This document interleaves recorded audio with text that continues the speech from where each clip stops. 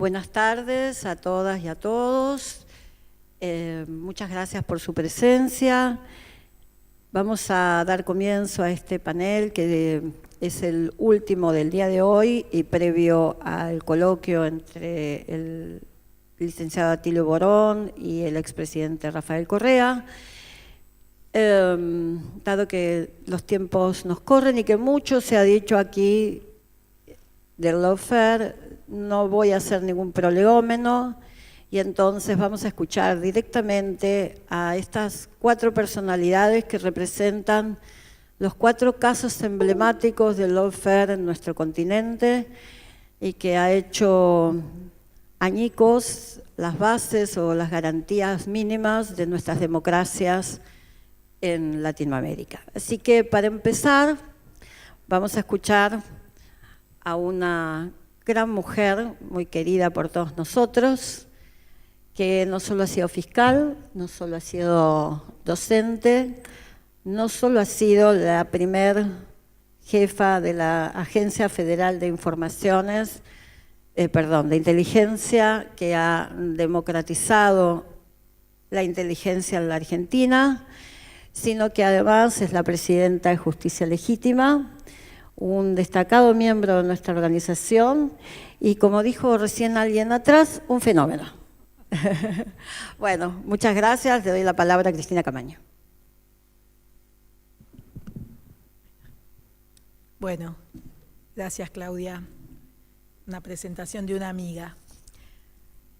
Bueno, a mí me toca hablar del lawfare en Argentina. Así que hola a todos y en primer lugar quiero agradecer la invitación de la Asociación Americana de Juristas para integrar este papel sobre este tema. Quienes vivimos lo oscuro de los años del imperio de la doctrina de seguridad nacional en nuestros países latinoamericanos, no podemos asombrarnos frente al intento siempre vigente de las derechas de neutralizar a las disidencias.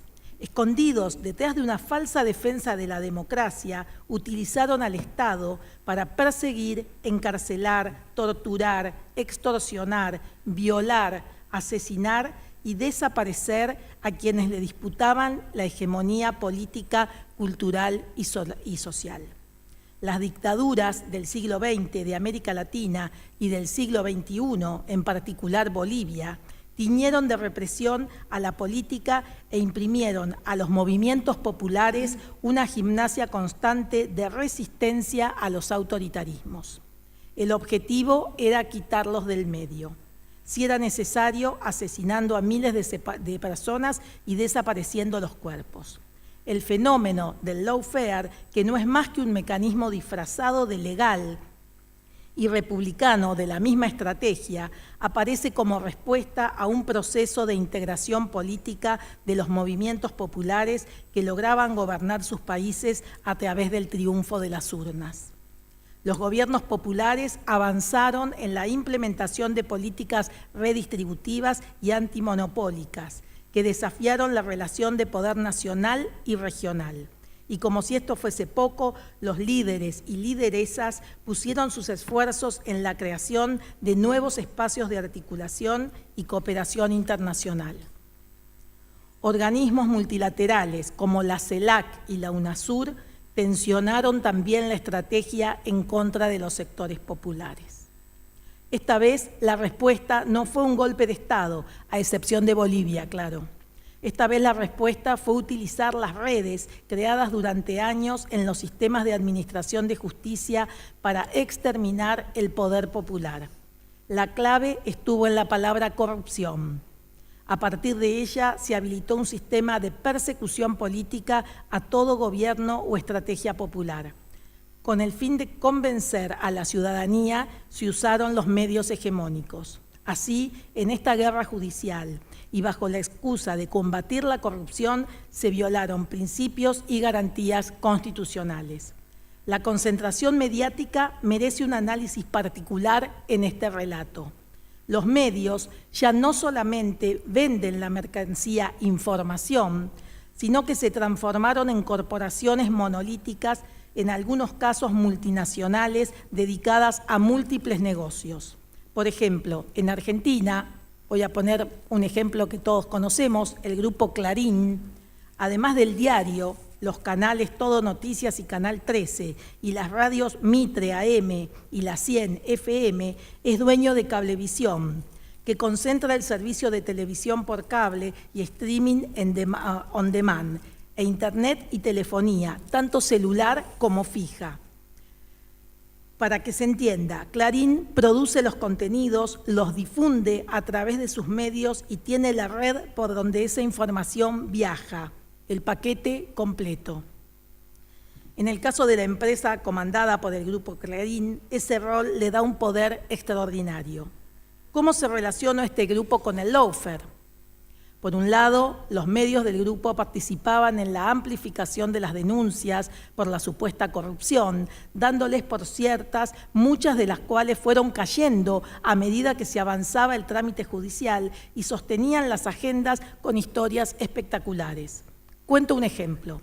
En abril de 2016, un fiscal federal de Argentina viajó a la provincia de Santa Cruz, bien al sur, acompañado de un equipo de televisión a buscar dinero que supuestamente estaba enterrado en la estepa patagónica y provenía de actos de corrupción.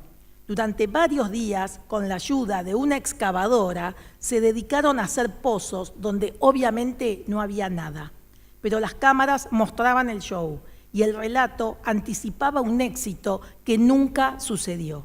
Sin embargo, el efecto era previsible. Daban por hecho que había toneladas de dinero y que en algún lugar debía estar escondido.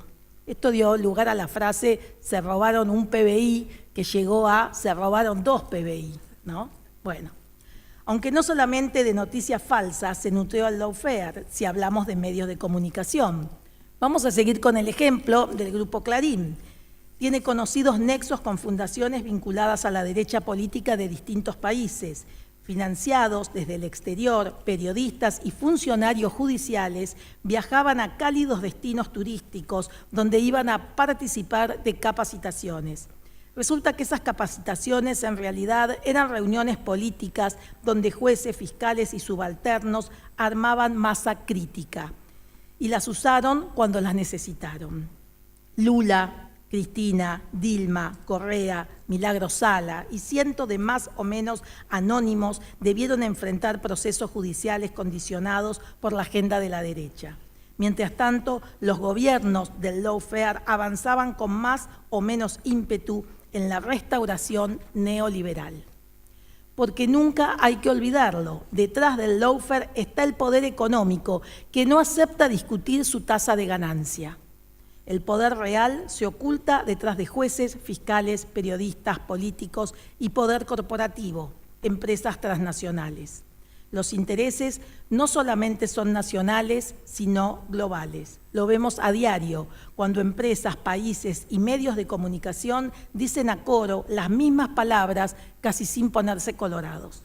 En Brasil, el juez Moro condenó a Lula basado en su convicción, no en pruebas, porque pruebas no había. La propia Corte Suprema de Brasil anuló las sentencias contra Lula porque estaba flojita de papeles. En Argentina, el gobierno neoliberal que gobernó desde el 10 de diciembre de 2015 al 10 de diciembre de 2019 impuso una reforma normativa que permitió, violando garantías constitucionales, manipular los procesos.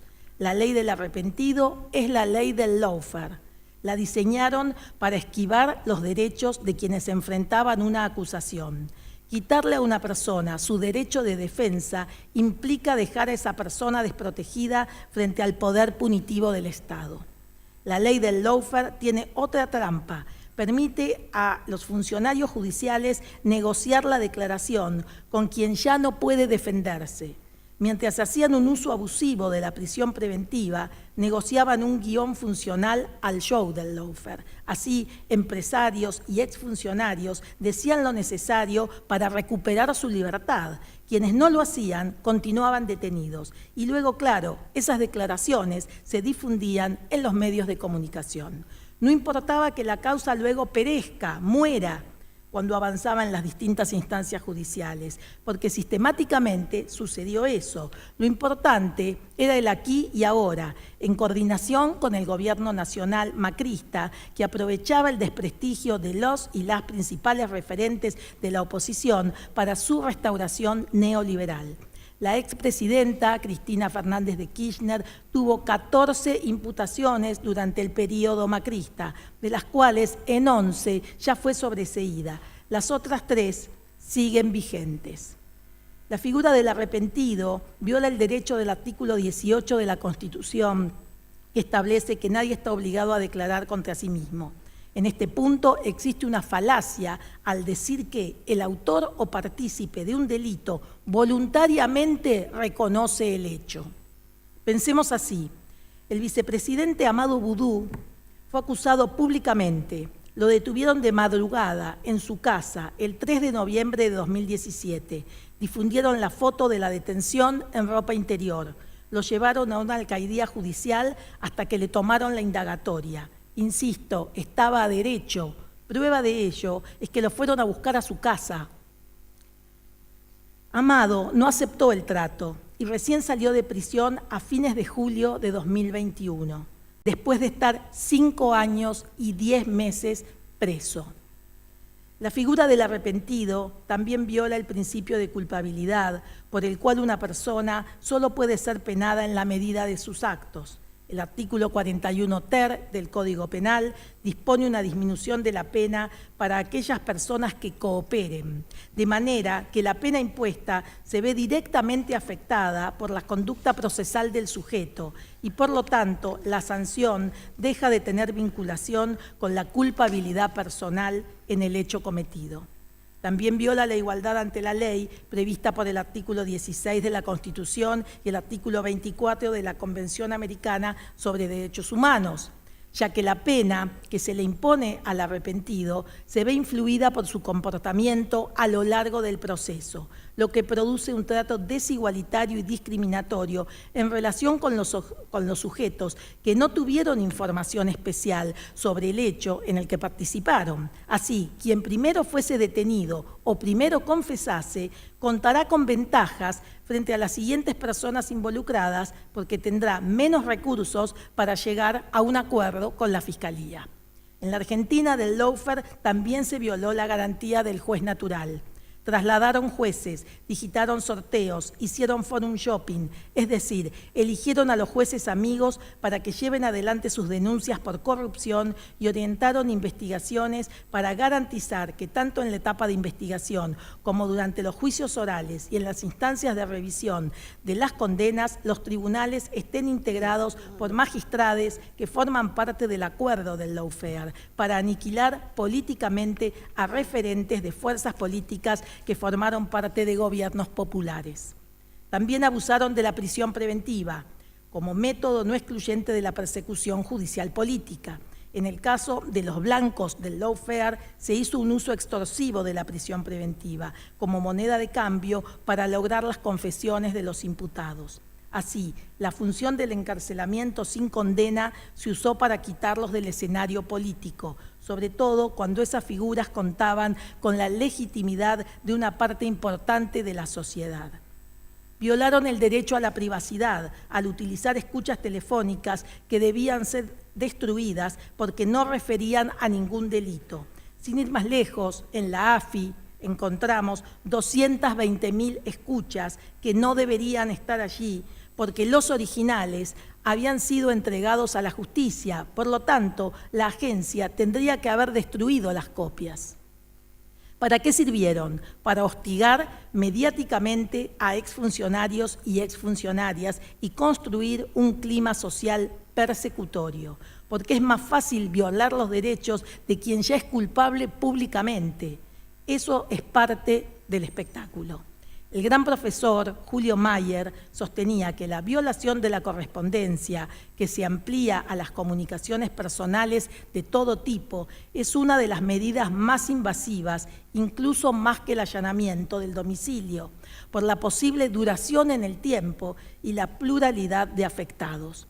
En el gobierno anterior, el presidente Mauricio Macri contaba con un grupo de asesores que diseñaban la estrategia para llevar adelante las denuncias. Lo llamaban mesa judicial y fue el espacio de articulación con la justicia. Allí, en la mesa judicial, se decidía la estrategia que luego se implementaba en los tribunales.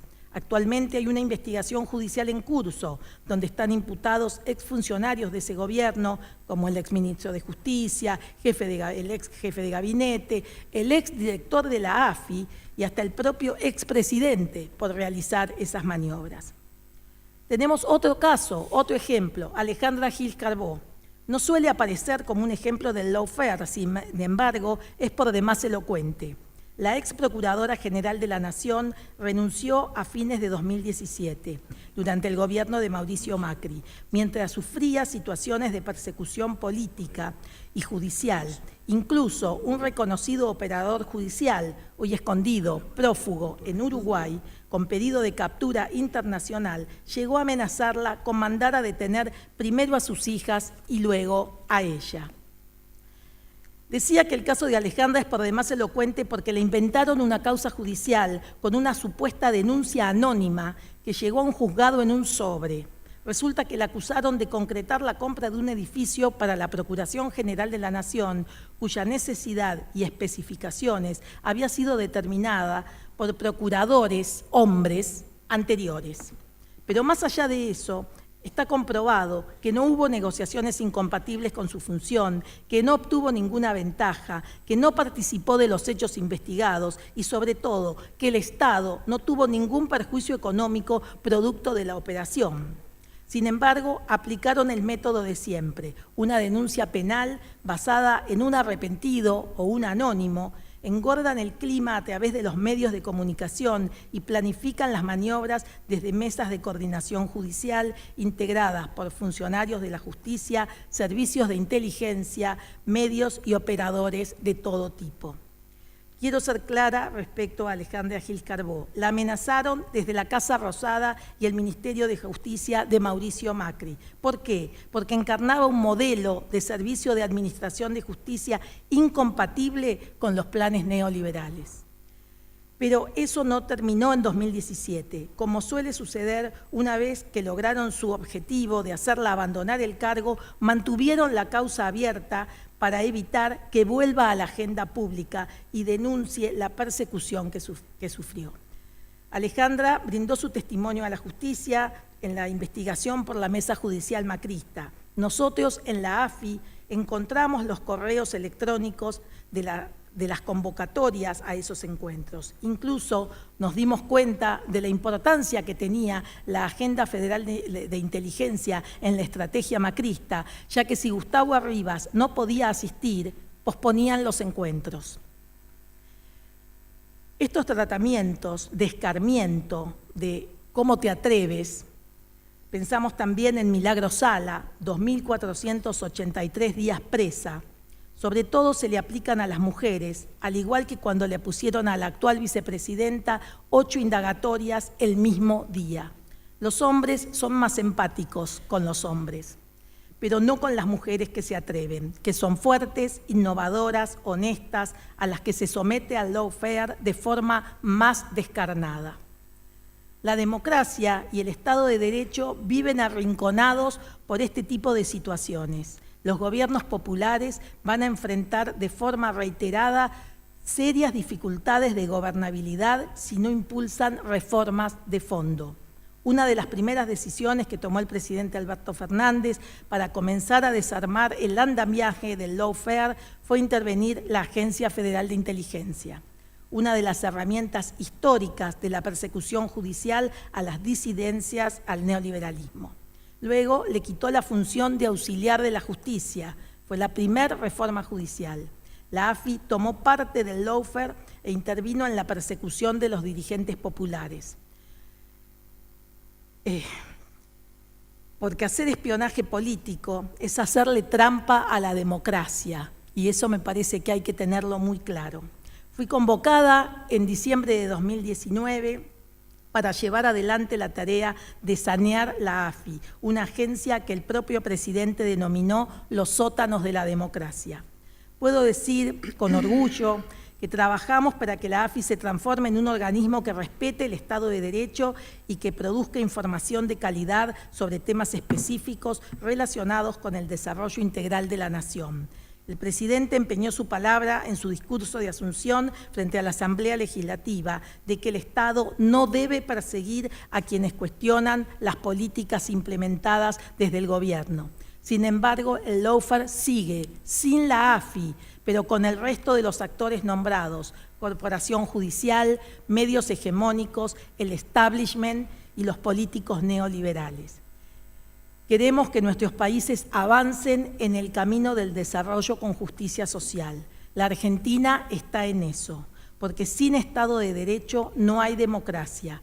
Por eso los gobiernos populares de América Latina tienen hoy un desafío inmenso: desarmar el andamiaje ilegal heredado de las administraciones neoliberales que permitieron la existencia del lawfare, violando abiertamente garantías constitucionales y acusando a sus líderes populares de corruptos para sacárselos de encima y así poder implementar políticas de ajuste que solo enriquecen a una minoría, a ellos. Muchas gracias.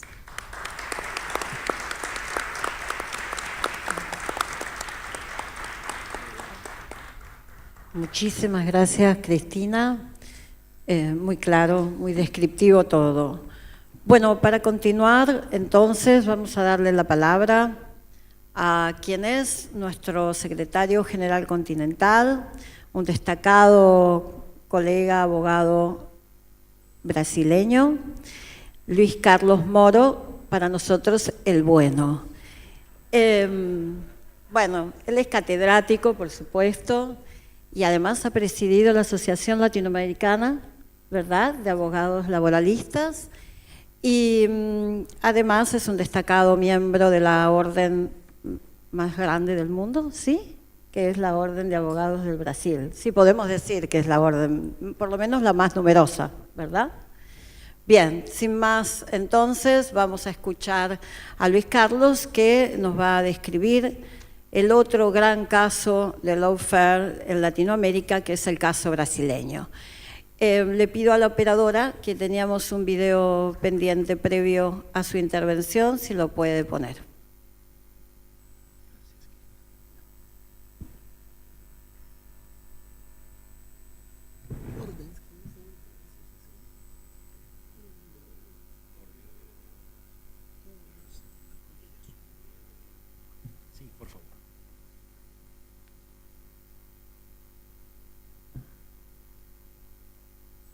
Meus amigos e minhas amigas, hoje é um dia muito especial para os praticantes do direito, para os defensores da democracia e para os amantes da liberdade. Afinal de contas, nós estamos lançando hoje, sob o patrocínio da Universidade King's College, um livro chamado Lawfare. Esse livro foi escrito pela companheira Valesca Martins, pelo companheiro Cristiano Zanin e pelo companheiro Rafael Zanin.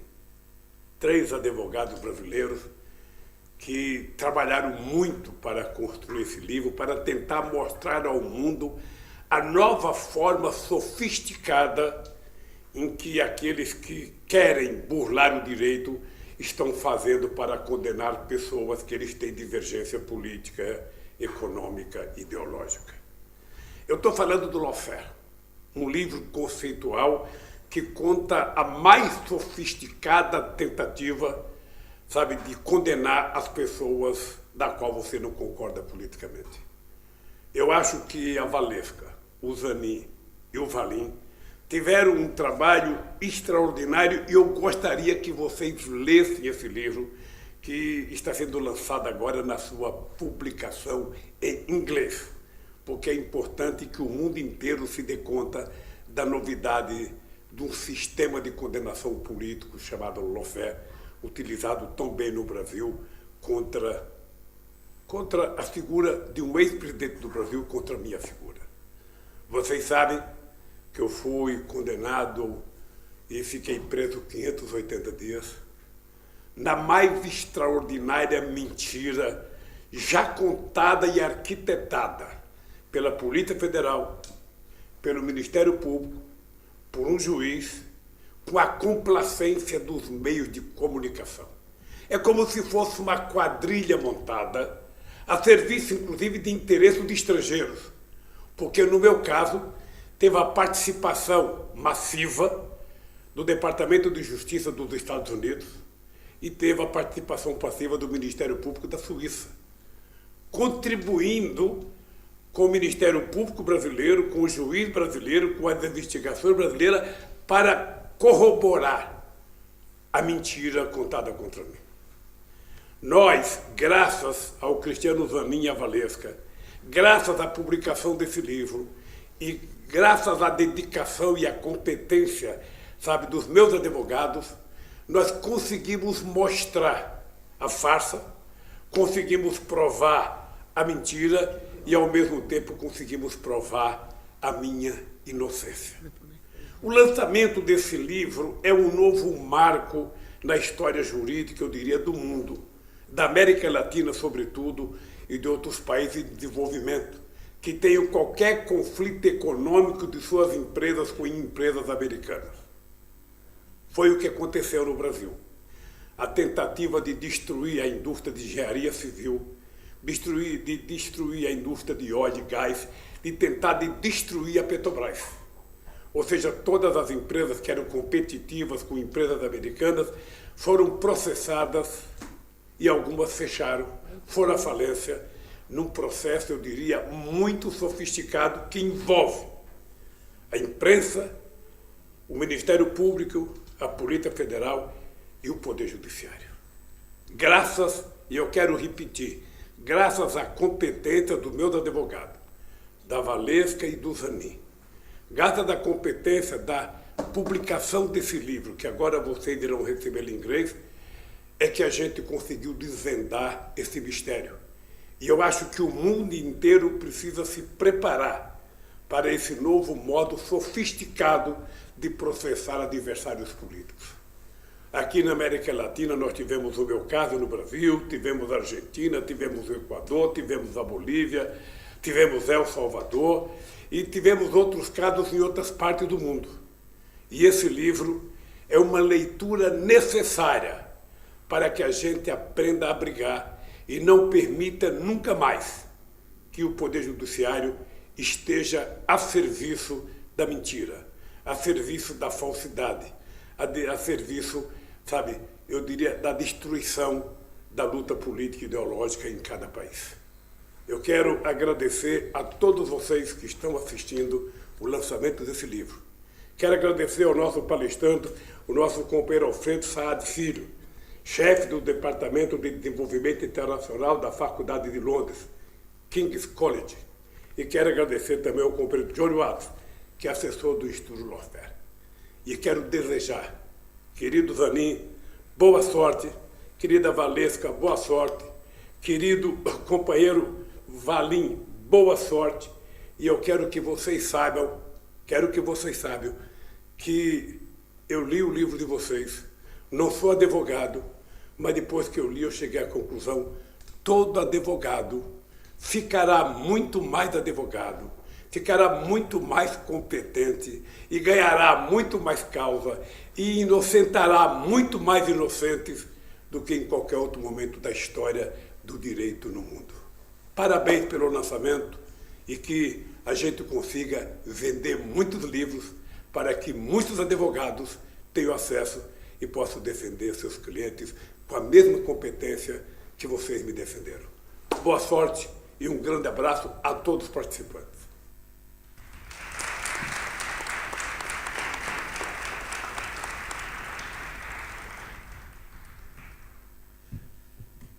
Bueno, en primer lugar, quisiera agradecer la oportunidad de estar aquí con vosotros, la oportunidad de hablar y discutir un tema que me parece que trasciende el caso de Brasil, trasciende el caso de Lula y atraviesa todo el continente americano, porque vamos a hablar de un instrumento, de veras, del poder y esencialmente del poder político vinculado al poder económico y al poder comunicacional. Es un honor estar aquí siempre en la compañía de gente que admiro, con los compañeros y las compañeras de la Asociación Americana de Juristas. Quiero en especial agradecer a mis compañeras y compañeros de Brasil que afrontaron cortes de ruta, tuvimos dificultades para salir del país y aquí estamos, el presidente de la Asociación Americana de Juristas Rama Brasil, Jorge Luis Sotomayor, que ahí está, la compañera Giovanna Magalhães, el compañero José Guilherme Zagallo y mi compañera de vida, Daniela Muradas, profesora amor de mi vida también, que está aquí conmigo, con quien quiero dividir la tarea de dibujar, de pasar, aunque de manera muy rápida y superficial, lo que pasó en Brasil en términos de este fenómeno que no se circunscribe a la figura de Lula. Es un fenómeno más amplio, un fenómeno que alcanza el propio derecho como objeto, y no solo el derecho penal, en lo cual se expresa de una manera más agigantada. Pero lo que pasa con ese fenómeno, y el término está consagrado, no me gusta el término lawfare, no me gusta porque me siento ahí triplamente colonizado con el término también. Me parece que si queremos hablar inglés, mejor sería decir desde luego lawfare. Porque de law no hay nada. Es en verdad en contra la law. No hay due process of law. Lo que existe es la negación del debido proceso legal. Pero está consagrado, entonces vamos humildemente a aceptar, porque yo, aunque me llame Moro, que esto pueda me dejar muy enorgullecido de esta potencia del apellido, yo estoy muy consciente de que solo no voy a poder cambiar el nombre que está consagrado. Pero me parece que resulta, claro que no como una causa inmediata, pero resulta como causa mediata en Brasil de este proceso el hecho de que tengamos hoy, que acumulemos hoy en la sociedad brasileña 700.000 personas muertas por el COVID. Y alguien puede preguntarme, ¿qué relación es esta que este tipo hace?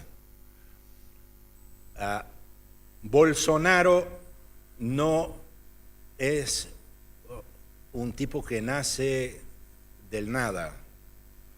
Bolsonaro es un resultado de un fenómeno que empieza por el sistema legal. Y las personas que hemos perdido en Brasil, muchas de ellas, claro que hay el fenómeno de la enfermedad, pero muchas de ellas podrían haber sido salvadas si no tuviéramos un presidente negacionista, si no tuviéramos un presidente que se recusó a admitir la gravedad de la enfermedad si no tuviéramos un presidente que además retrasó la llegada de las vacunas y lo hizo supuestamente legitimado por un proceso electoral que está profundamente matizado por el tema de los 26 juicios en contra Lula, 26 juicios anulados porque conducidos por una persona, un tipo que se presentó en casos en los cuales no podría ser juez porque era incompetente, no tenía competencia legal para actuar y además era flagrantemente sospechoso y no podría también actuar. Todo lo que se ha producido con la operación Lava Jato ha sido declarado nulo y ahora se discute, ¿Lula es inocente o inocentado? ¿Cómo esta discusión pudiera existir desde el punto de vista legal? Como si la presunción de inocencia no fuera un pilar del derecho constitucional y derecho penal en Brasil, y cómo se pudiera admitir la idea de alguien que bajo un procedimiento nulo pudiera ser considerado culpable de algo.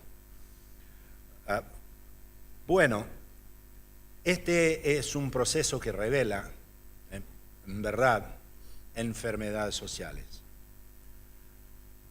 deformaciones sistémicas, deformaciones de nuestros poderes y de la manera como se expresan y cómo son organizados. Yo creo que es necesario atribuir nombres claros a las cosas. Cuando se dice hasta hoy el juez Moro, siempre me acuerdo de que el tipo no es más juez, porque dejó de ser juez voluntariamente para que no fuera echado de la condición de juez en el Consejo Nacional de Justicia, en donde iba a responder por juicios administrativos en razón de los crímenes cometidos en el caso Lula. Además, claro que un juez solo no lograría obtener los resultados que obtuvo el señor Moro, y aclaro que no tengo ninguna relación de parentesco con este tipo, solo por parte de Adán y Eva, en la peor de las hipótesis. Pero lo que me interesa en conocer es no solo los aspectos objetivos de los procesos, pero algunos datos subjetivos de las personas involucradas. No hay Moro sin un matrimonio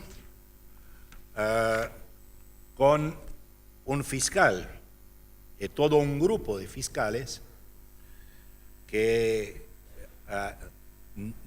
nosotros hacíamos un chiste, un malo chiste con el nombre del tipo, que se llama Dallagnol. Son dos apellidos italianos, Moro y Dallagnol,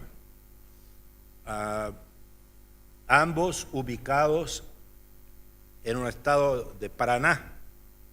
Tenemos eso en común también, Brasil y Argentina, que tiene una población que vota hasta hoy con un 70% en favor de Bolsonaro, y Lula alcanza un 30%.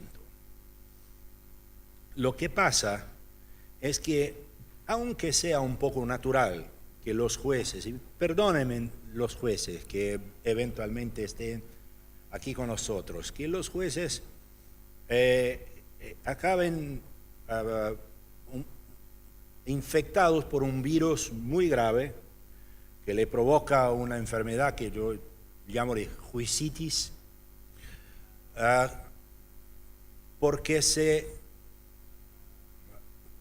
presenta o ellos creen, y hay documentos que efectivamente los autoriza a creer que son expresiones de poder de las repúblicas, ellos creen que son detentores de poderes más amplios de que los que en verdad los detienen. Pero por veces la juicitis evoluciona y alcanza un nivel absolutamente incurable, insusceptible de que mejore, y ahí la enfermedad se llama magistrosis. Es incurable.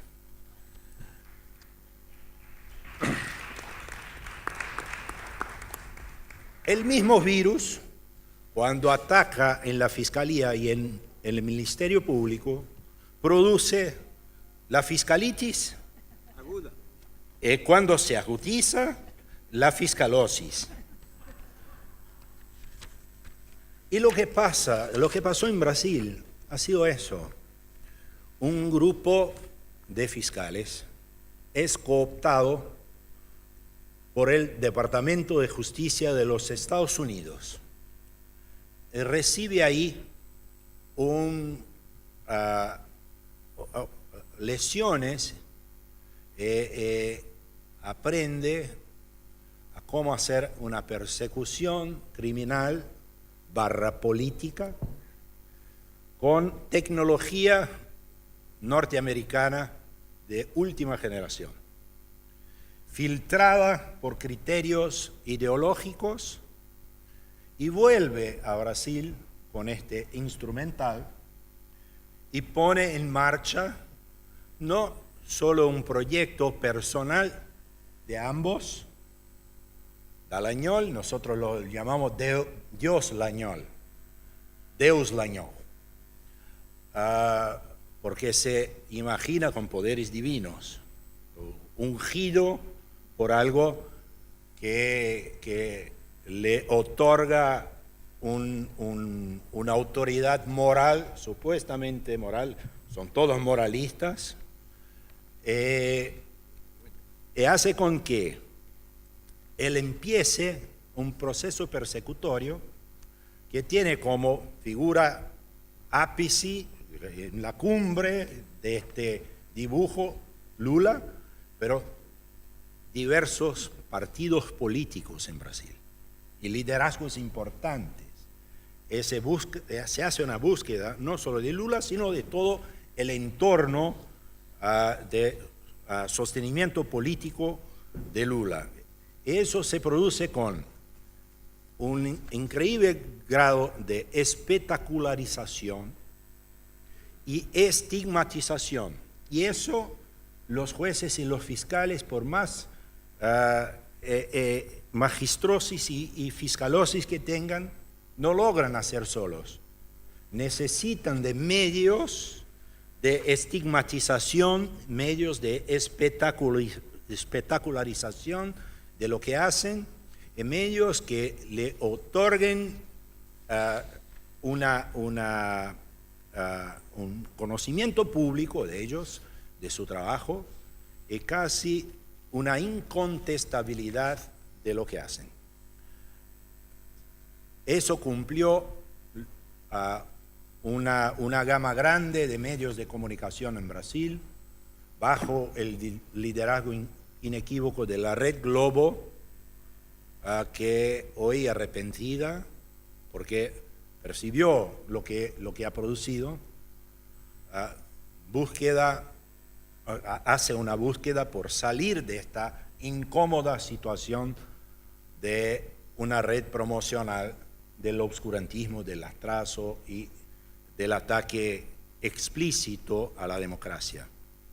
Pero hay en toda esta enfermedad, y ya me encamino para cerrar, no solo el hecho de que Lula ha tenido que cumplir todo un periplo que pasa por Brasil y fuera de Brasil, hasta en órganos como el Consejo de Derechos Humanos de ONU,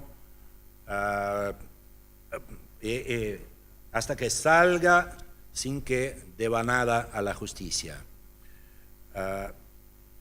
Eso produce en la sociedad un efecto de devaluación del derecho. Los criterios morales de la lucha o la supuesta lucha en contra la corrupción suplantan cualquier apego formal o material ni siquiera eso, un afectivo al derecho. Y lo que importa no son los medios, son los fines. Lo que importa es hacer una pira olímpica en Brasilia e incinerar a toda la gente que tenga pegado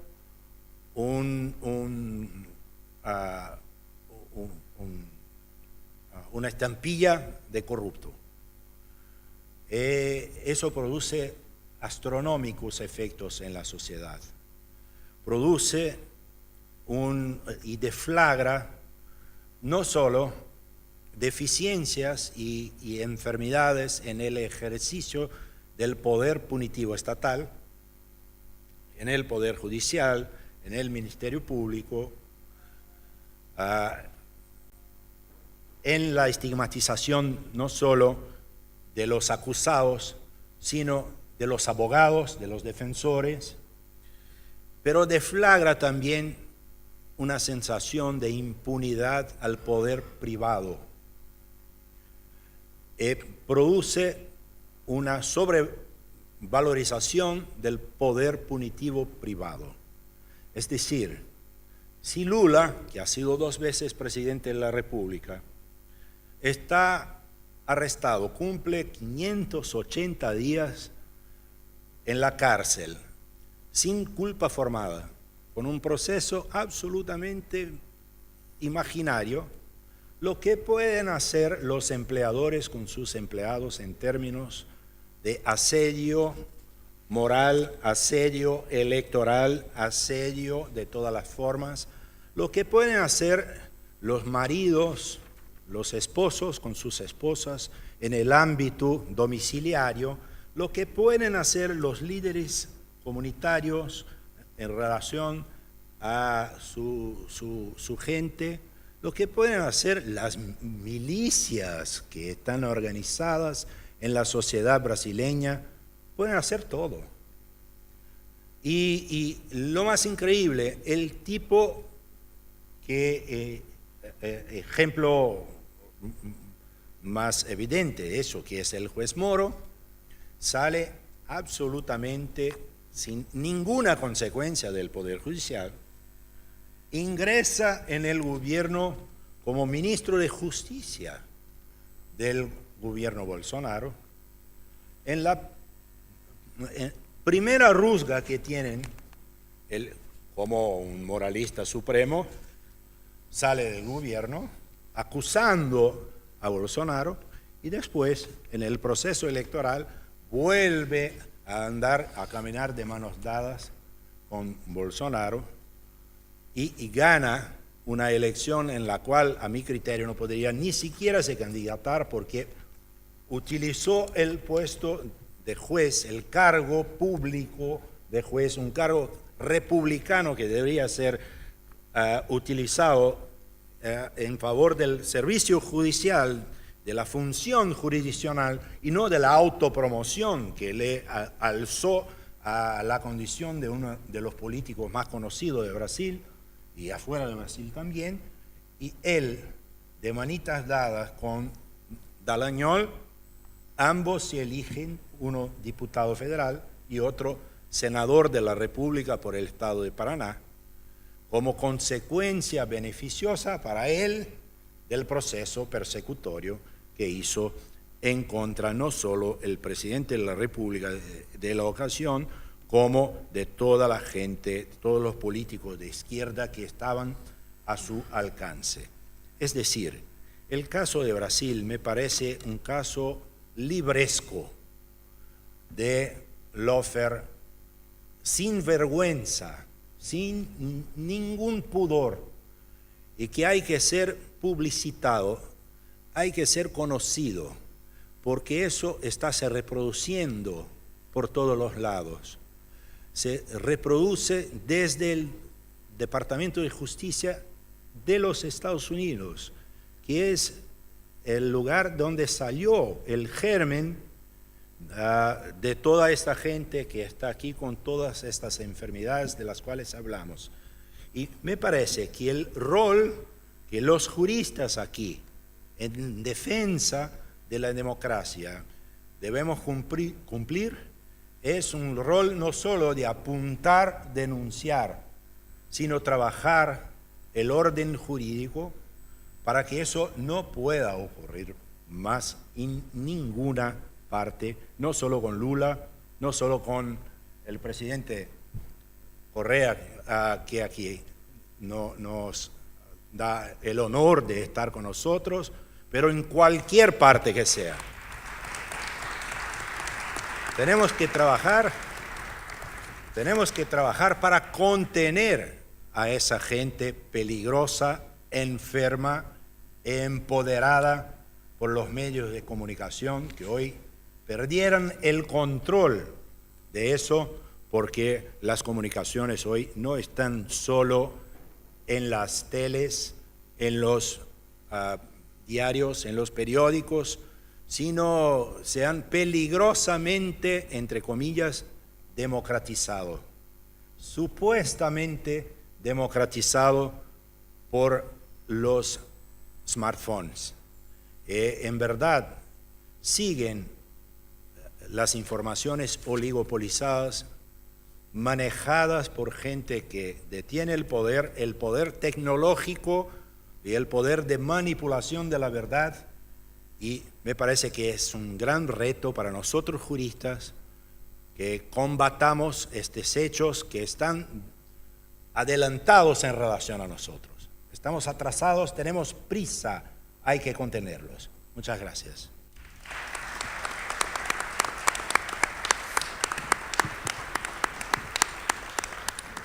Muchísimas gracias, Luis Carlos, sobre todo por traernos aquí la experiencia del lawfare en Brasil, porque a pesar de ser tan escandaloso, la buena noticia es que acaba de ser derrotada la proscripción que persiguió el lawfare en Brasil. Ahora entonces vamos a escuchar a quien nos va a traer otro caso de un lawfare igualmente escandaloso y proscriptivo que estamos seguros, más temprano que tarde, también va a ser derrotado.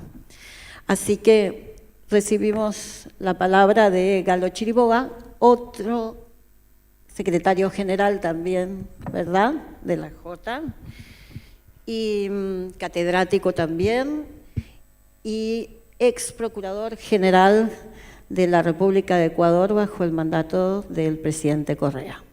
Así que, Galo, te dejamos la palabra. Le pedimos al operador, hay un PowerPoint que trajo el doctor para ser exhibido. Si está disponible, por favor. Bueno, muchas gracias. Muchas gracias. Buenas tardes a todos y a todas. Antes de iniciar con la presentación en la pantalla, quisiera hacer algunos comentarios de tipo general. En primer lugar, agradecer a la Asociación Americana de Juristas.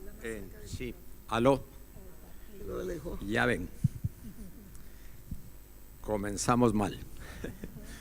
Les decía que en primer lugar quiero agradecer a la Asociación Americana de Juristas, a su presidenta de la rama argentina, por habernos permitido reunirnos en esta ciudad.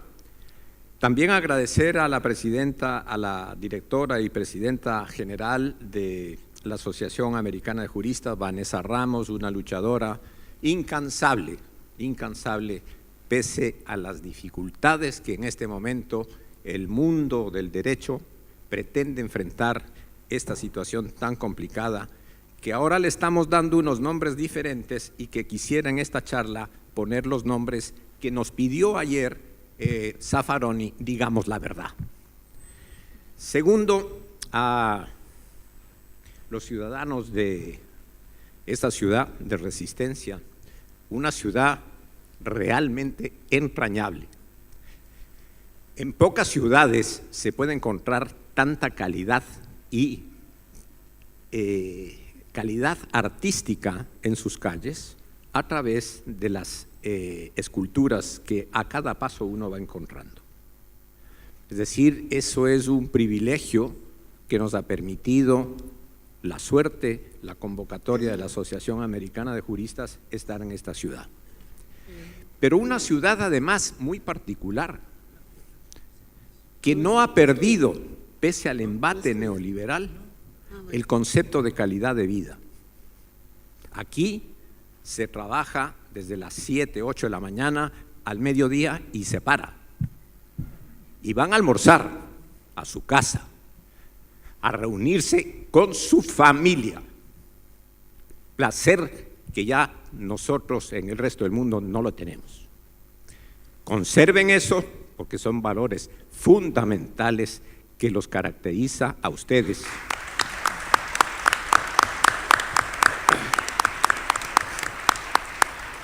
Bueno, y tercero, decir que la estructura de este encuentro ha sido realmente muy eficaz, muy bien organizado, y agradecemos a la asociación y a los compañeros y compañeras que nos han brindado esta posibilidad de pasar estos días tan confortablemente en esta ciudad.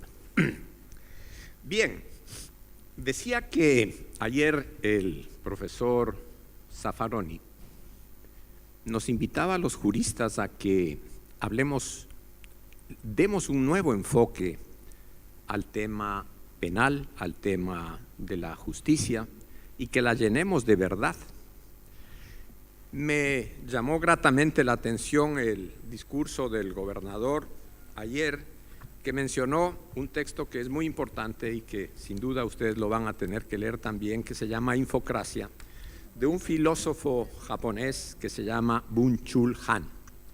Permítame leer lo que él dice al respecto de la crisis de la verdad. No es muy largo, no pretendo echarles el libro encima, sino solo una parte muy cortita. Dice, el nuevo nihilismo se extiende en nuestros días. No se debe a las creencias religiosas o a los valores tradicionales que se están perdiendo en su validez.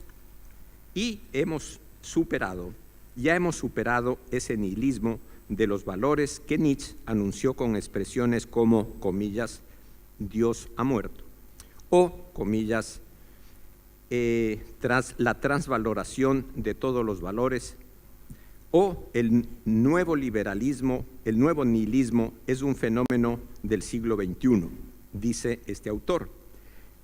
El fruto de las distensiones patológicas de la verdad de la información. Se alza cuando perdemos fe en la propia verdad. En la era del fake news, la desinformación y la teoría de la conspiración, la realidad y las verdades fácticas se han esfumado. La información circula ahora completamente desconectada de la realidad en un espacio hiperreal. Me parece que esta definición de la verdad nos va a permitir enfocarnos sobre el tema que estamos tratando. Porque primero, no alcanzamos, yo por lo menos en mi limitada capacidad, no alcanzo a entender cómo tenemos esa gran facilidad para cambiarle el nombre a las cosas. Hoy le llamamos fake news a una cosa que es evidente, es una actividad absolutamente diferente con el concepto que estamos manejando.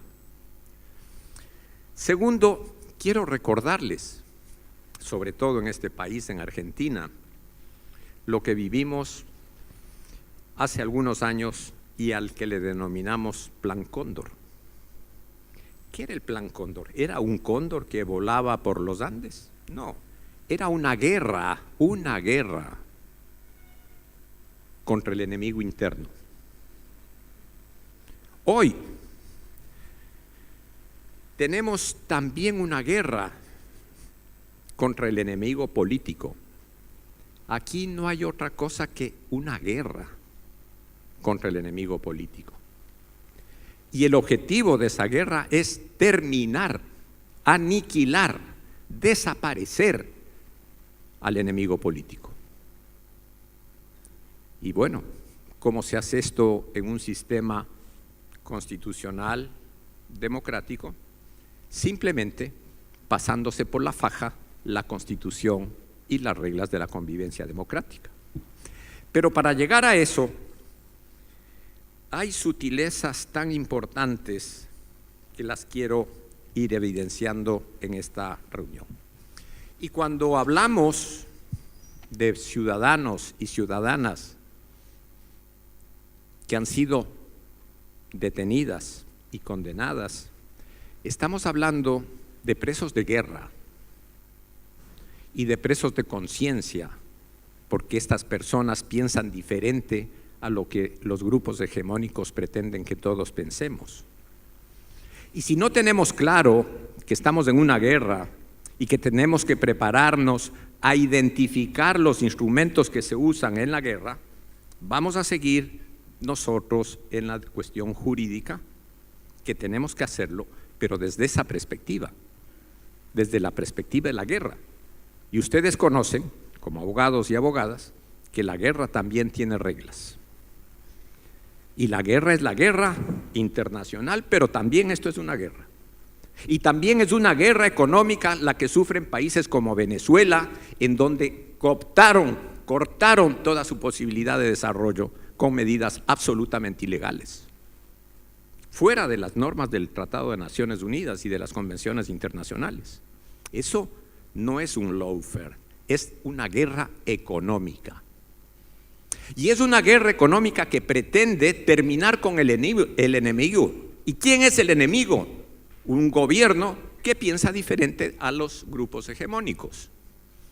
El caso de Cuba, que hoy se está discutiendo nuevamente sobre las sanciones que se le imponen y que en reiteradas ocasiones las votaciones han sido mayoritariamente de todos los miembros de Naciones Unidas pidiendo que se levanten esas sanciones económicas. Sin embargo, el poder económico dice esto, las resoluciones de esta asamblea, ahí se queda, no las cumplo. ¿Por qué? Porque ahí también hay una guerra económica que ya dura desde el bloqueo hace muchos años. Entonces, creo que con esto lo que pretendo es que nos enfoquemos en esa situación que desde mi punto de vista me parece que es la que deberíamos orientarnos en esto y no cambiarle los nombres a cosas o a hechos que son evidentemente diferentes a las definiciones que le damos. Bien, hasta hace pocos años este término de lawfare no era conocido. Sin embargo, hoy es parte de la agenda antipolítica de ruptura de la institucionalidad democrática y contraria al Estado de Derecho. Este es un instrumento de guerra que aplica la violencia, el control, la opresión, la coerción, así como la utilización de procesos psicológicos como la conformidad, la obediencia, la desvinculación, la deshumanización o la disonancia cognitiva. Lo vemos todos los días a través de los medios de comunicación, cómo se usan estos instrumentos. Citando a varios autores, hasta donde una sociedad puede verse los defectos, se ve que esta política convierte lo abyecto en rutinario y habitual y lo criminal en legal. Utilizando un conjunto de instituciones y funcionarios que, a sabiendas de que están cometiendo actos ilícitos movidos por su perversidad, siguen con el objetivo, se alinean al objetivo de terminar con el enemigo y que representa al mal. Bolsonaro lo dice claramente: el mal son los que, lo malo, lo perverso, son los que piensan diferente a lo que él sostiene. Y quisiera aquí una pequeña digresión en cuanto a lo que Luis Carlos nos ha mencionado. Él menciona un hecho cierto, que es verdad. En Brasil murieron más de 800,000 personas por la, comillas, tosudez del señor Bolsonaro. ¿Será esto solo tosudez? ¿O no será parte de la guerra que lleva Bolsonaro contra sectores indiscriminados de su sociedad como un instrumento de limpieza social? Porque 800,000 muertos, sería bueno identificar quiénes son esos 800,000 muertos. Y a prima facie pensaría yo que se puede demostrar claramente que esos muertos son mayoritariamente de los sectores populares, que no pudieron y no tuvieron la atención médica para resolver el problema del COVID. Pero miren qué coincidencia. En un país que antes se llamaba Ecuador y hoy creo que le llaman Banana Republic, un banquero lleva ya, con la absoluta inoperancia y tolerancia del Estado ecuatoriano, con más de 600 asesinatos en el sistema carcelario. Esta mañana siguen los atentados, siguen las muertes en el sistema carcelario, y el señor se iba, en estos días hay un puente en Ecuador, se iba a Miami, para que vean lo que le importa todo esto. Esa inactividad del gobierno frente a la crisis carcelaria es evidentemente parte de la guerra y es parte de esa limpieza, comillas, social. Porque total, según él, es una guerra entre pandillas y mientras ellos se maten, mejor. No hay evidencia alguna, aunque hay indicios sí, de que pueden ser organizaciones criminales que luchan por el poder y el control de los sistemas carcelarios y de los mercados de la droga, pero eso tendríamos que realmente documentarlo y precisarlo, porque no creo que solo sea eso. Han habido gente que fue asesinada, que estaba presos por boletas de alimentos, gente que estaba detenida por infracciones de tránsito y por delitos menores, que no creo, perdónenme, no creo que sean parte de las bandas criminales que luchan por el control de los centros carcelarios. Bien, decía que esta visión de acabar con el enemigo es un objetivo absolutamente militar, es un objetivo de guerra. Y ese objetivo militar y de guerra está dirigido a quienes no comparten las ideas políticas de los sectores hegemónicos. Bien, ¿cómo ocurre esto? En primer lugar, ya Luis Carlos comenzó a mencionarlo y muy precisamente, el tema de que hay unos que son los buenos, ¿no? En el Ecuador, los buenos son los que ponen en marcha toda esta persecución, estigmatizando al enemigo, no reparan en el rompimiento de los principios elementales del derecho, ni la comisión de delitos que implican estas acciones. Así desconocen el principio de inocencia, ya no es el imputado el que tiene que probar su estado de inocencia, sino es él el que tiene que demostrar que no es culpable. No se establece ningún nexo causal entre lo que se imputa y lo que se sanciona. No hay una credibilidad razonable de las sentencias que se dictan. Y el gobierno de los buenos son aquellos que toman el poder. ¿Y quiénes son los buenos? Los que se han a través de los medios de comunicación han sobrevalorado artificiosamente a sectores sociales.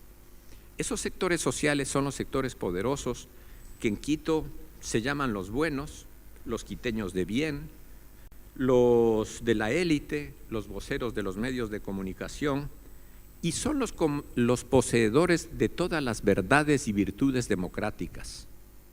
Y por lo tanto luchan contra el mal. Y ese mal hay que tener mucho cuidado, porque ese mal, si llega a gobernar, será un gobierno dictatorial, será un gobierno comunista que terminará con la propiedad privada. A los campesinos le quitarán, si tiene 2 vacas se les llevarán una, a los sectores populares que viven en una vivienda pobre y tienen 4 cuartos, les cercenarán 2 cuartos para dárselos a los otros, y generan una situación de angustia social terrible. Y esos sectores populares, lamento decirlo, votan por ellos. Bien, pero resulta que todas las mentiras, como dice un refrán, tienen patas cortas.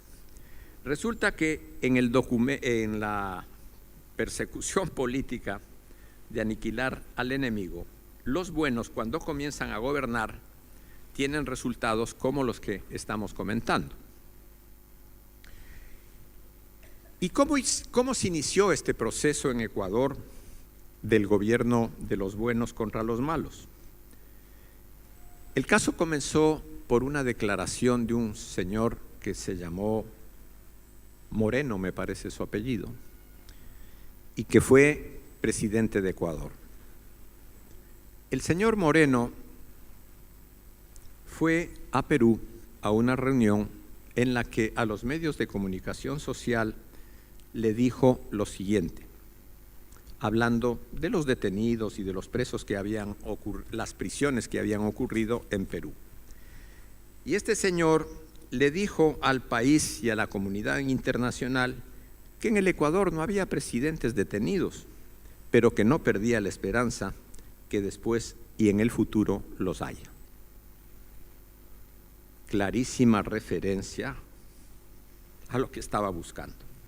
Pero no solo él, había otro señor de apellido y nombre Sebastián Roldán, secretario de Moreno, que en un medio de comunicación social, ya en la campaña electoral que había, amenazó a los candidatos de la Revolución Ciudadana diciendo que si piensan inscribirse y competir en las elecciones, que lo hagan, porque allí sabremos y podremos encauzarlos penalmente. Más claro, no canta un gallo. Por su parte, el señor Lasso declaró en el Ecuador a los medios de comunicación social lo siguiente, por favor, tomen nota. El objetivo del gobierno, que se llama de los buenos, tiene como objetivo evitar que el correísmo regrese. Ese es el objetivo del gobierno del señor Lasso. Eso no se llama lawfare, eso se llama declaración de guerra, amenaza de guerra, utilización de todos los medios que tendría al alcance para cumplir ese objetivo de que ese señor Correa no vuelva a gobernar, porque el señor Correa llenó en 10 años de ejercicio de su gestión de cambios fundamentales en la República del Ecuador. Cambios fundamentales, empezando por la justicia.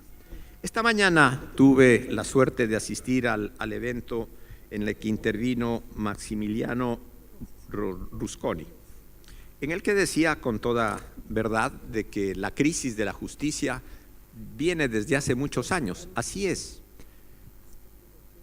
En el gobierno de Rafael Correa se hizo una consulta popular y entre otros temas se le preguntó al pueblo ecuatoriano qué pensaba de la administración de justicia en el Ecuador. El resultado de esa consulta estableció, si mal no lo recuerdo, el 87 o el 88% que no estaba de acuerdo, como obviamente era previsible de que lo responda. Pero eso implicó toda una gestión de política pública para mejorar la justicia, en todos los ámbitos, en lo procesal, en lo instrumental, en fin, en todos esos campos. Lamentablemente, esos cambios fueron destruidos con la llegada de los buenos al gobierno. Hoy estamos enfrentando situaciones muy malas, en las que tenemos retenidos como prisioneros de guerra a varios dirigentes de la Revolución Ciudadana, cuyos casos he querido explicar, pero yo sí soy respetuoso de las normas y me han dicho que tengo que terminar. Porque yo no soy de los buenos, soy de los malos. Pero quiero decirles que esta situación, si no es enfrentada con una visión diferente de que estamos enfrentando una guerra, en primer lugar. En segundo lugar, que todo este aparato de persecución en el que intervienen los jueces, los fiscales, los policías, la Contraloría, los medios de comunicación social, solo podrán ser enfrentados cuando se dictan sentencias como las que ha sufrido Rafael Correa por influjo psíquico. Yo no sabía que era psíquico el presidente Correa. ¿Cómo demuestran, por favor, la existencia de un influjo psíquico para un caso de sobornos? Y cuando procesan la causa al sobornador, que era Odebrecht, el fiscal que llegó a conocer esa causa, lo implicó, lo sacó del proceso, argumentando que ya el señor había sido juzgado en Brasil y que no podía ser juzgado dos veces. Eso fue absolutamente falso, porque nunca ese fiscal demostró la existencia de ningún delito, nunca demostró que Concienzao Santos fue enjuiciado y procesado en Brasil, y si lo hubiera hecho, era un delito que se cometió en Brasil, no en Ecuador. Y lo que es peor, la corporación conocida como Odebrecht, que era o es una organización, es así criminal, no fue tampoco imputada, pese a que la legislación ecuatoriana sí permite el procesamiento de las personas jurídicas. Termino ahí pidiéndoles, primero ofreciéndoles disculpas por no haber podido tratar todo el tema, pero en segundo lugar, solo aspirar de que hayamos tenido claridad en cumplir lo que nos pidió ayer Zaffaroni. Llenemos a la política criminal de elementos y un discurso que no permita que los jueces hagan lo que hacen. Y creo que este evento va a cooperar con ese esfuerzo. Muchas gracias.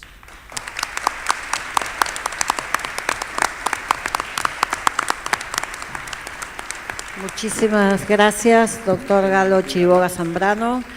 Bueno, antes de presentar a nuestra última panelista, quiero pedirles un favor. Estamos muy complicados con los tiempos, venimos atrasados y entonces primero pedimos disculpas a quienes van a continuar, pero en primer lugar decirles que apenas concluya la exposición de la próxima panelista, desalojen la sala porque es necesario hacer una revisión de 10 minutos y mientras tanto los invitamos al hall de recepción y entonces en 10 minutos retornar nuevamente para entonces sí poder disfrutar del coloquio entre Atilio Borón y el presidente Rafael Correa. Muchas gracias. Bueno, ahora sí entonces nuestra siguiente panelista, que además de ser una de las únicas dos mujeres firmantes del acuerdo de paz, ¿es así? Bien.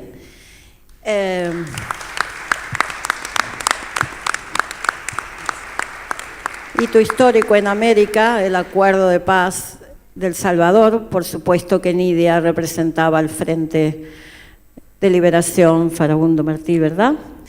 Entonces, además, es una destacada colega, ex parlamentaria por El Salvador y ex parlamentaria del Parlacén. Recuerdo que has hecho una labor impresionante en materia de relaciones internacionales en el Parlacén. Nuestra querida compañera Nidia Díaz, entonces, va a hablar del lawfare en El Salvador. Bueno.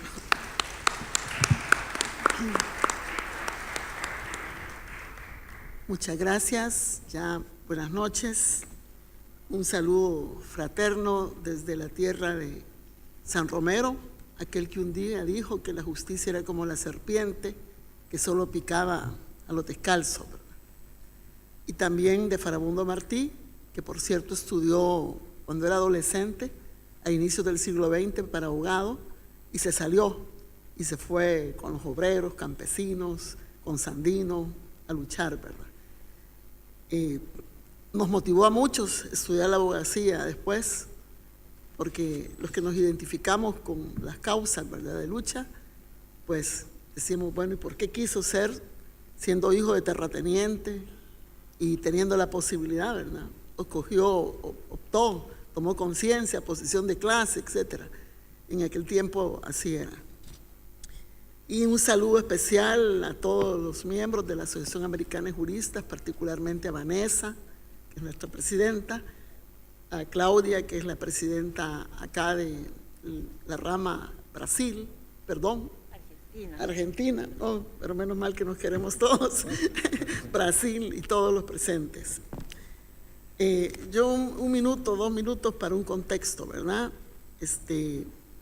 Hace 30 años suscribimos los acuerdos de paz. Yo soy dialogante porque participé desde el primer diálogo en el 84, negociadora, firmante de la paz, y tuve la oportunidad de dar seguimiento durante estos 30 años al desarrollo y cumplimiento de los acuerdos de paz. Sin la solidaridad internacional y el acompañamiento internacional no hubiese sido también posible lograr esto. Los acuerdos de paz pusieron un fin a una guerra, sí, pero sobre todo a una dictadura de 60 años, y abrieron el paso a un proceso democrático, lo que nosotros llamamos la plataforma básica democrática, para restablecer libertades, derechos. De los acuerdos principales fue la desmilitarización del país, se cambió la doctrina, una nueva seguridad pública, y se hicieron instituciones como la Procuraduría de Derechos Humanos, se crearon métodos, formas que volvían más independientes los poderes, particularmente la justicia, y se habla pues de los pesos, contrapesos, etc. 2 acuerdos importantes es que se proscribieron los presos políticos, nunca más presos políticos, y también todo lo que fue los paramilitares, el escuadrón de la muerte, todo eso quedó aniquilado. Hubieron otros acuerdos como depurar, reducir el ejército, etcétera, ¿verdad? Durante 28 años, digamos 30, ha sido la transición, ¿verdad? Los primeros 18 años siguió gobernando Arena, el partido de la oligarquía, y 10 años gobernó el Frente. Fue un tiempo de disputa entre la apertura democrática y, digamos, la exclusión económica social que provocó el modelo neoliberal del sistema capitalista. En los gobiernos del Frente, esos 10 años, 2009, en junio a 2009, perdón, de junio del 2009 a junio del 2019, primero Mauricio Funes, después Salvador Sánchez Serén, ambos están en Nicaragua, asilados a esta hora. Quiero hacer ver que la CEPAL al final de los 10 años del Frente dijo que se había reducido la desigualdad en 12 puntos y que la extrema pobreza 10, ¿verdad? Nosotros dejamos un legado que ahora, 3 años y medio después, se puede empezar a valorar desde otra perspectiva como de 200 logros, porque pues el revés que ha tenido el proceso, ¿verdad? En cuanto a ello, está volviendo, y en las circunstancias actuales de alto costo de la vida, inflación, desempleo, etcétera, más pobre al pobre, ¿verdad? Otra vez. Quiero hacer ver, pues, que es importante, ¿verdad?, dar a conocer que antes de que Nayib Bukele ganara las elecciones en el 2019, fue alcalde 2 veces por el FMLN en su condición de aliado, y que en ese momento, pues, en su gestión empezaron a evidenciarse sus características que reflejaban su verdadera esencia, sobre todo cuando empezó a justificar su acción y su visión con una nueva narrativa histórica, como que la lucha y la guerra civil, voy a pasar esto, es que tengo la contradicción, gracias, sí, que la guerra, ¿verdad?, y la lucha del pueblo fue una farsa, y que los acuerdos de paz fue un pacto de corruptos, de los mismos de siempre. Él no reconoce el papel del Estado, que es el que firma con la fuerza representativa reconocida mundialmente del FMLN aquel 16 de enero del 92. Y dice, eso no, al grado que este año lo quitaron de las efemérides nacionales el día que se firmó la paz. Y esa ha sido una narrativa que él impulsa para justificar la violación sistemática a esa Constitución que fue reformada en 38 artículos, Constitución contrainsurgente porque fue hecha en la guerra, en el año 83, y reformada en el 92. Pero como decía, esa reforma provoca una nueva institucionalidad y una nueva legalidad en el país que nos permitió, digamos, no desatar otra guerra, ¿verdad?, sino que hacer la lucha política de una forma diferente. Por supuesto, no es la democracia por la que nosotros aspiramos, ¿verdad? Nosotros aspiramos por una democracia participativa, transparente, ¿verdad?, y que sea del pueblo, ¿verdad? Pero bueno, esa nos permitió una convivencia. Quiero hacer ver de que la esencia también del actual presidente, su conservadurismo, ¿verdad?, se fue viendo cuando ya electo, el 3 de febrero del año 2019, va a Estados Unidos, a la Cámara Americana, y también tiene reuniones con los sectores de la oligarquía salvadoreña, y le dice que lo que no hicieron ellos durante 30 años, él lo va a hacer. Quizá guardaba aquel resentimiento y todo ese aspecto que llevó, pues, a que, después de que el Frente, en una coyuntura internacional como la de Lenín Moreno, también reflexionó si llevaba a una persona que renegaba a sí mismo del FMLN, porque decía que no había presidente, etcétera, cuando estaba de alcalde, o nos corríamos el riesgo de sacarlo de la fila, ¿verdad? Tuvimos que tomar esa decisión que meses después fue muy contradictorio en el Frente, honestamente se los digo, si fue lo mejor, si no fue lo mejor, etcétera. Pero al final, hoy todo el mundo entiende la esencia propiamente de Bukele.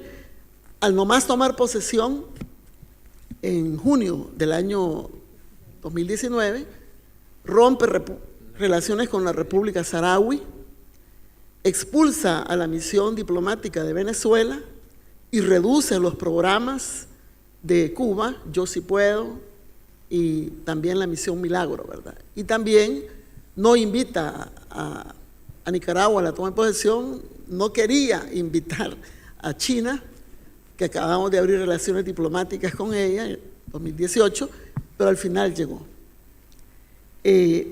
Empezó pues también a tomar medidas, ¿verdad?, que evidenciaron el 9 de febrero cuando asalta el Congreso con militares para obligar a los diputados a apoyar una autorización de un crédito de control ciudadano, de control de seguridad.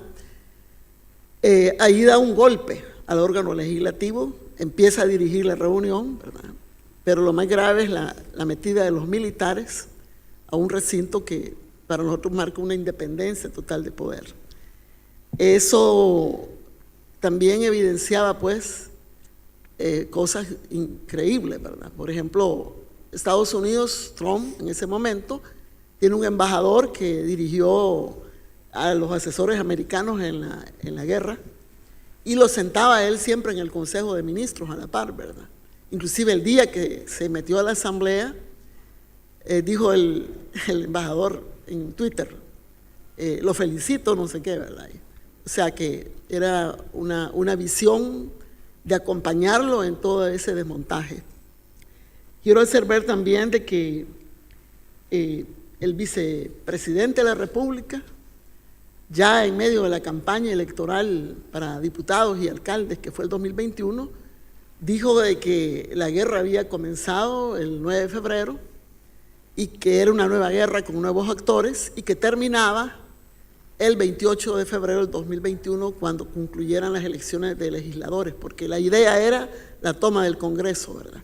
Eso está registrado en videos, cómo se expresó el vicepresidente de la República.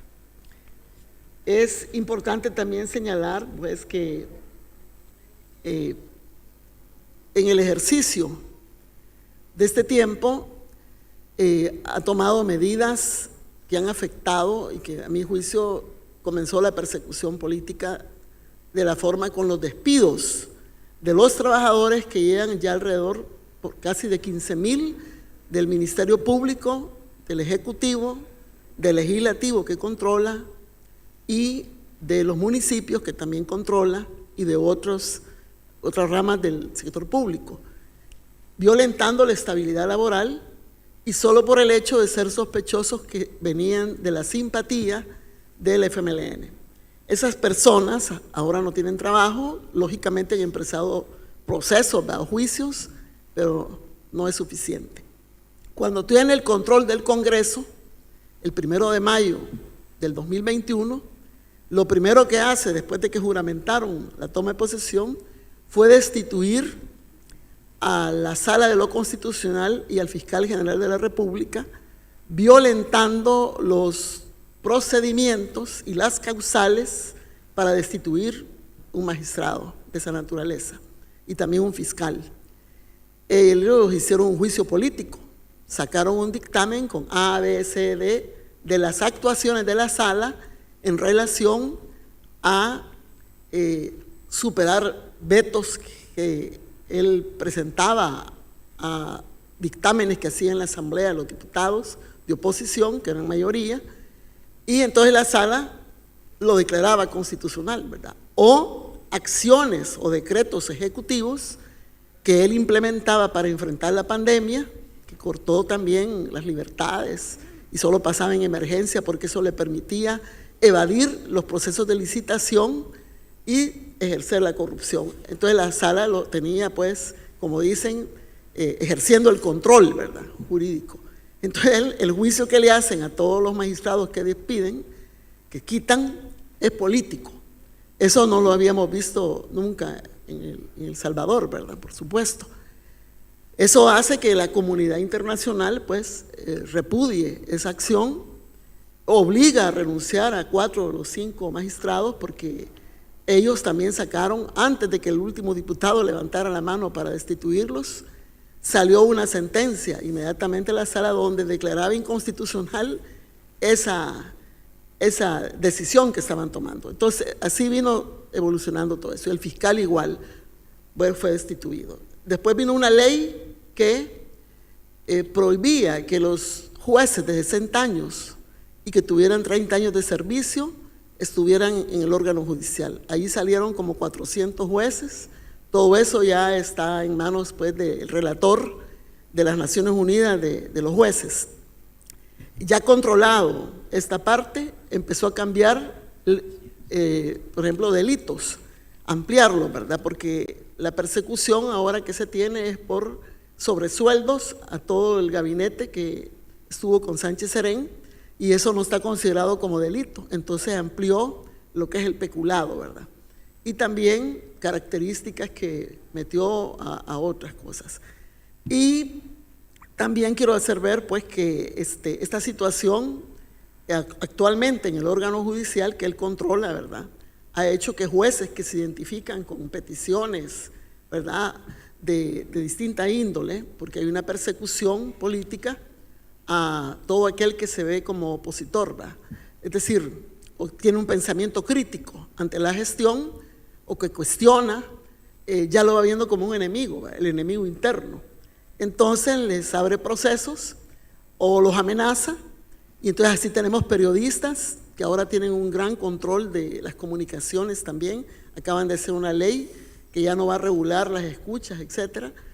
En ese sentido, pues los periodistas, todo el mundo se acuerda del caso de Pegaso, pues que tenía intervenido más de 40 periodistas, algunos políticos también, y por otro lado, las iglesias, ¿verdad? Los pastores, la iglesia católica, con el cardenal tiene una gran confrontación.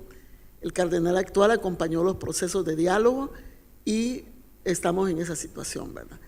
Este es un contexto, pues, que va acompañando despidos, no dar credenciales a directivos de sindicatos, ONGs, también hay una persecución, ¿verdad?, a ellos. Entonces, uno puede describir ahorita que hay un ambiente de mucha persecución a todo el que se opone, o a aquellos que simpatizan con los partidos de oposición. El Congreso realmente, nosotros solo tenemos el peor momento de esa acumulación histórica, ¿verdad?, porque solo tenemos 4 de izquierda en un parlamento de 84, y ellos tienen un bloque oficialista de 64, y los otros que son oposición son derecha. Entonces estamos en una situación complicada, pero la vocería y la presentación de iniciativas siempre se da. ¿Cuándo comienza a evidenciarse más lawfare, que nosotros le llamamos los casos? Fue el año pasado, 2021, en abril, cuando apresan a un alcalde y a todo el consejo municipal por tener, digamos, compras que ellos argumentaron que eran con amigos del FMLN o un exdiputado que tenía una pequeña empresa, y entonces empiezan a levantar pues todo un caso y apresan al alcalde, a todos los concejales y a otros, en total 19, de los cuales ya salieron los que no tienen vínculos con el frente, pero el resto está guardando prisión sin posibilidades de que los procesos, ahora más que nunca, pues una vez por COVID y ahora por régimen de excepción, que es de lo último que ha hecho, ¿verdad? Desde el 24 de septiembre, perdón, de marzo, hay una situación en El Salvador de régimen de excepción, que es suspensión de garantías. Entonces, las condiciones de estos primer grupo de detenidos que tuvimos, se han empeorado las condiciones, ¿verdad?, porque están como revueltos con todas las pandillas que se van capturando. El segundo grupo de capturados fue el que marca una peculiaridad, ¿verdad? Son gente que estuvo en el gobierno de Sánchez Serén y dan orden de captura para 10. De ellos está el presidente Sánchez Serén, su secretario privado y otros ministros. De los 10, 5 no pudieron capturar, ¿verdad? Y piden a la Interpol difusión roja, pero la Interpol por 2 veces ha dicho que no hay motivos reales para su captura, que lo que está detrás son motivos políticos. Para que la Interpol diga eso, ¿verdad?, es pues que han hecho un estudio. Y los otros 5 sí fueron capturados sorpresivamente, cuando no se lo esperaban, ¿verdad?, entre ellos la doctora Violeta Mengíbar, que fue ministra de Salud, Erlinda Handal, hija de Chafik Handal, que es un líder del FMLN, histórico, y firmante de la paz, y ella, ministra de Ciencia y Tecnología, y otros compañeros, ministros de Hacienda, todos, varios ministros, otros huyendo, porque circula con el logo de Fiscalía toda la nómina de funcionarios de Sánchez Serén, y todos están tipificados por el delito de sobresueldos. Y como no existe todavía, ¿verdad?, trataron de meterlo, pues no sé, al final, ellos, pero cuando llega el detenido, como no encuentran la tipología, dicen lavado de dinero o enriquecimiento ilícito. Ahí meten ese cuchumbo. Entonces, estamos viviendo una situación difícil. Quiero hacer ver de que ya llevan 465 días este segundo grupo, y presas, hay presos, ¿sí? Y la parte relacionada a las compañeras, miren, casi todos son mayores de edad, ¿verdad? Entre 60 y 70 años. Les han dado ya desde el 28 de mayo de este año su casa por cárcel, ¿verdad? Al igual que Wanda Pignato, que lleva 3 años y medio, una brasileña del PT, que fue casada con Mauricio Funes, ahí en su casa, y como tiene cáncer, entonces la tienen ahí. Entonces, pero no pueden salir ni a la puerta. Toda la gente tiene miedo que le pase lo de Glass, que salió medio a la puerta y lo llevaron preso. El otro grupo es de gente que estuvo en la OIE, Organismo de Inteligencia del Estado, directores de policía, ministro de Gobernación, inclusive eso está preso, están presos, y está preso también el que fue ministro de Defensa, Unguía Payés. A ellos los acusan también de cosas, de aspectos de no haber administrado bien las cárceles, donde había producción de artesanías, etcétera, y haber querido ordenar, ¿verdad?, toda esa parte, o que tuvieron pacto con maras, porque se dieron procesos de diálogo en un momento determinado, etcétera, pero no tienen fundamento. Ninguno ha sido condenado hasta ese momento. Quiero hacer ver que hoy, bajo el régimen de excepción, se han agravado las condiciones, ¿verdad? Ustedes saben que la inteligencia que desarrolla el periodismo investigativo y también una serie de mecanismos que tiene Estados Unidos también, ¿verdad? Y más testimonios dan fe de que el pacto de Bukele con las maras es real, al grado que tiene 2 funcionarios que provienen de ahí. Pero hubo una controversia en el mes de marzo de este año que llevó a la ruptura, y en respuesta, en 48 horas, las maras asesinaron 70 personas. Entonces la respuesta fue el régimen de excepción y la guerra total. Pero fíjense que el régimen de excepción, cada 30 días hay que hacer un nuevo decreto. No se puede estar prorrogando, sino que volver a hacer un nuevo decreto. Y estos 7 meses que se ha prorrogado el régimen de excepción ha sido como ilegal, porque se prorroga. Y si uno lee la Constitución, tiene que haber una nueva redacción, ¿verdad? Y por otro lado, ya van cerca de 56,000 casi presos de este periodo, más los hacinados que estaban de periodos anteriores. Es un sobrehacinamiento increíble, se vuelven como bombas de tiempo las cárceles, ¿verdad? Y allí están revueltos nuestros compañeros presos políticos, que agrava esa situación.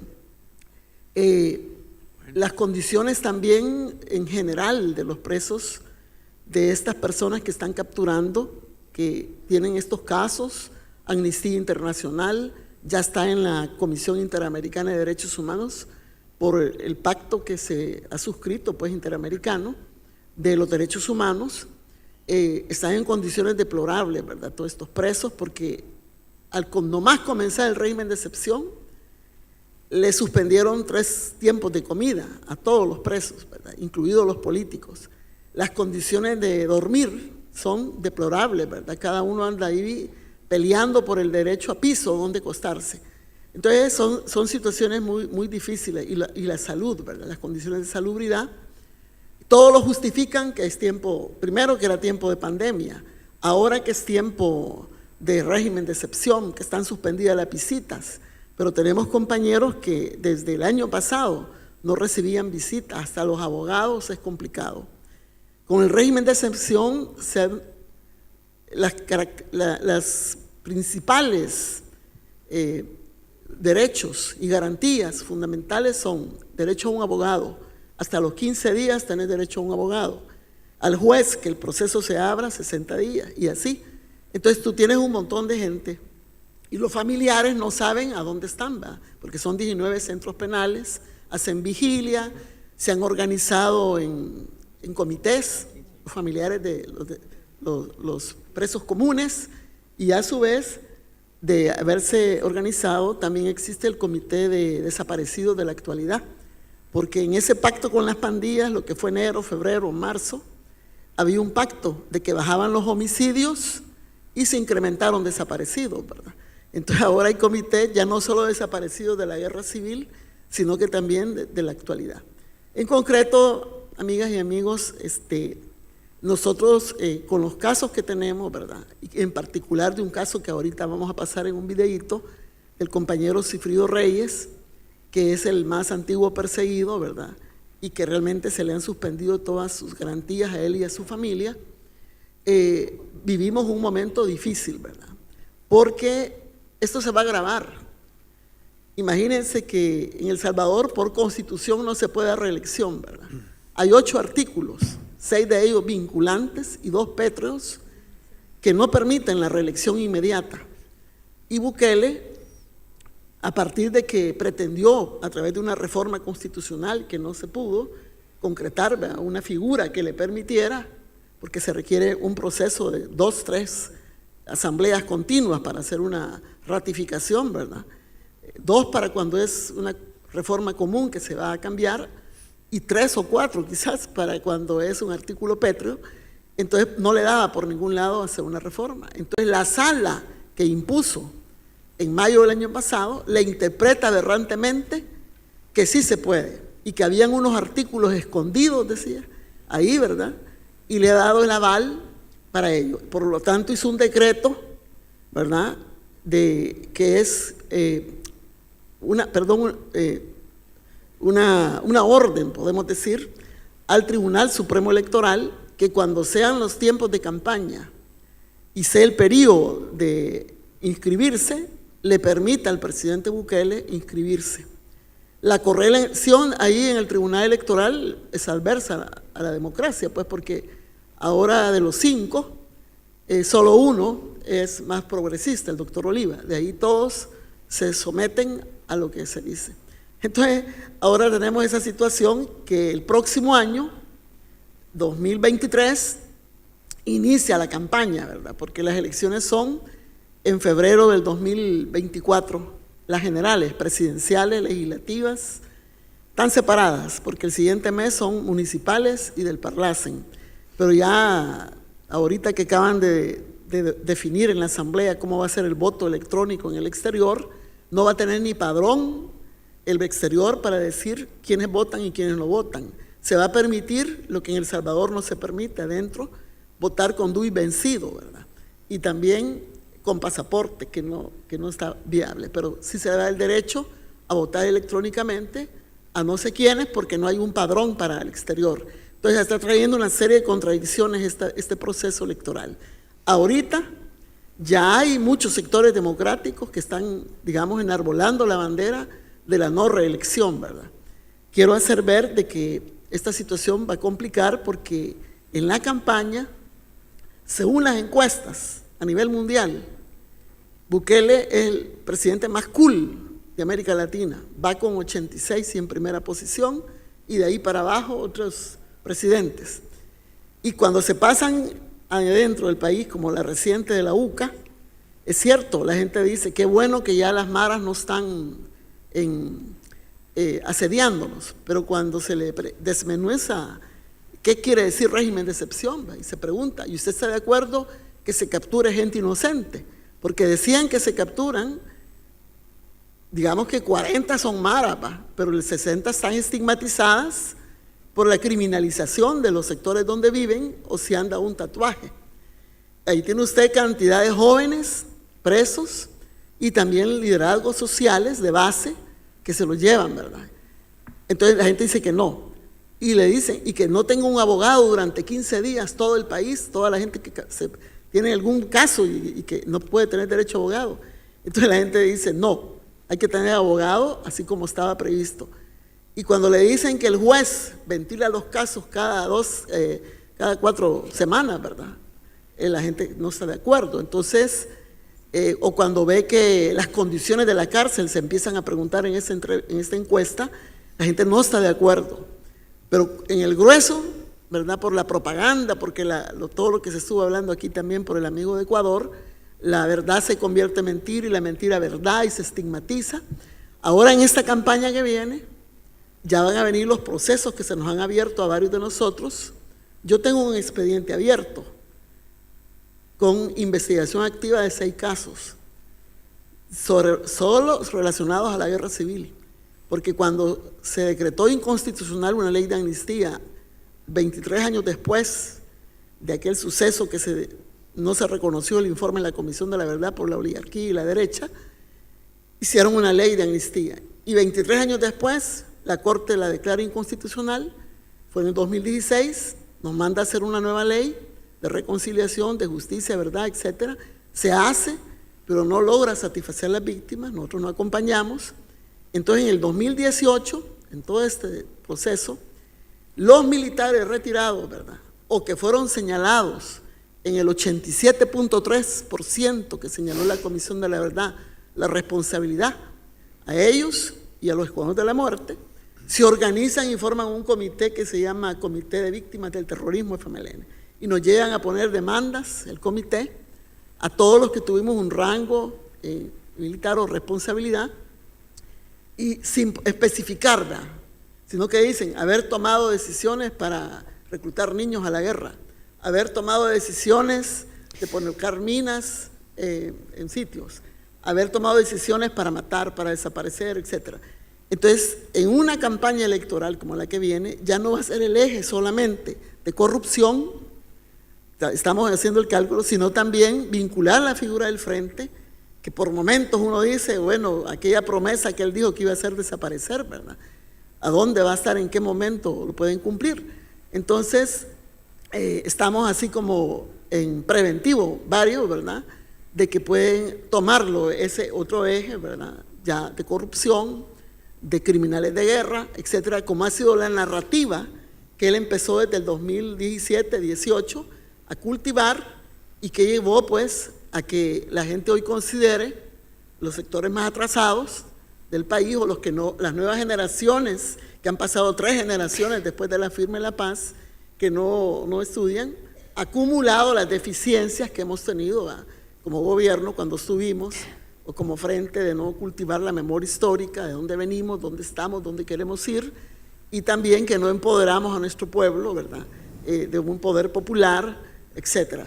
Eso pues será otro tema en otro momento, pero quiero decir que hay un ambiente que puede llegar a un momento, ¿verdad?, de que esta náufraga se profundice mucho más, ¿verdad?, en otros sectores que ahorita, si ustedes me preguntaran cuántos asilados hay en México, cuántos asilados hay en Nicaragua, cuántos sabemos fuera preventivo y por otros motivos, o la gente, cómo se siente la que está allá con procesos abiertos, que no termina el fiscal de decir captúrense, pero que todo el mundo está así, ¿verdad?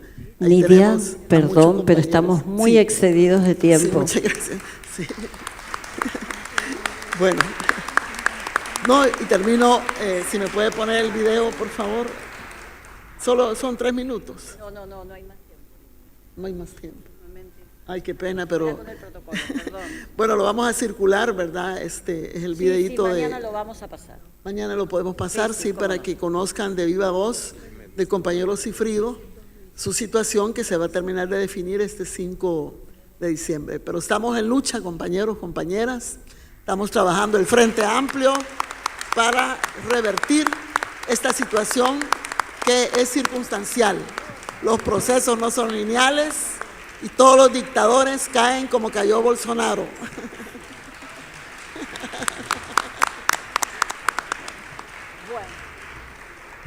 Perdón, damos por cerrado aquí este panel sobre la OFER y de nuevo encarecidamente pedimos que desalojen la sala 10 minutos y para luego reingresar. Muchísimas gracias, perdón por las demoras.